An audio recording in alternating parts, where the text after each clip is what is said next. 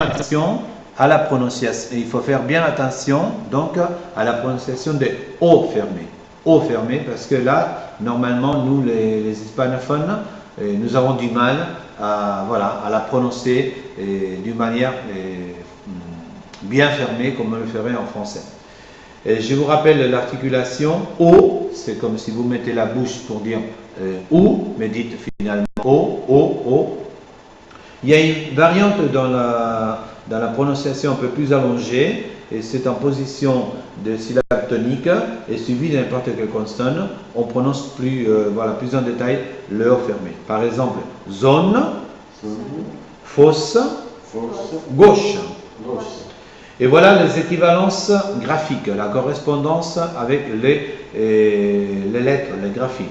Normalement, vous trouverez le O fermé avec la graphie E-A-U et A-U, comme vous lisez avec moi, beauté, O, moineau, la graphie A-U, sauf dans les cas qu'on a vu quand on a expliqué le O ouvert, je vous rappelle A-U suivi des R ou R-E, on les prononce A ouvert, mais si ce n'est pas le cas, on prononce en tous les cas O. Exemple, sauce, hôte, nausée. Aussi la lettre O avec l'accent circonflexe. Si elle va surmonter de l'accent circonflexe, on prononce O fermé. Pôle, drôle, côté. Il y a des exceptions et des mots connus comme hôtel, hôpital, côtelette, rôti. Alors dans ce cas, c'est vrai qu'il y a l'accent circonflexe, mais la prononciation est ouverte. Hôtel, hôpital, côtelette, rôti. On ne dit pas rôti ou hôtel. Attention, il faut le dire d'une manière ouverte.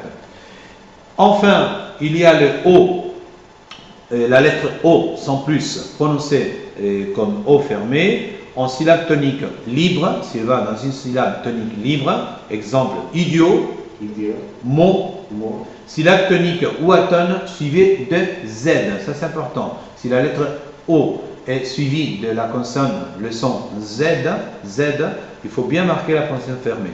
Par exemple, prose, rose, dosé, roseau, d'accord, suivi de S où l'S n'est pas prononcé devant consonne, d'accord. Par exemple, Vosges ou Krone. Alors il y a la lettre S suivie des consonnes, et dans ce cas le S n'est pas prononcé. Donc quelques mots qui se terminent, comme je vous avais dit avant, en OS, O-D-S-E, O-M-E ou O-N-E. Dans ces terminaisons, dans quelques mots, on prononce O fermé. Par exemple, albatros, grosse, axiome et Amazon. Voilà.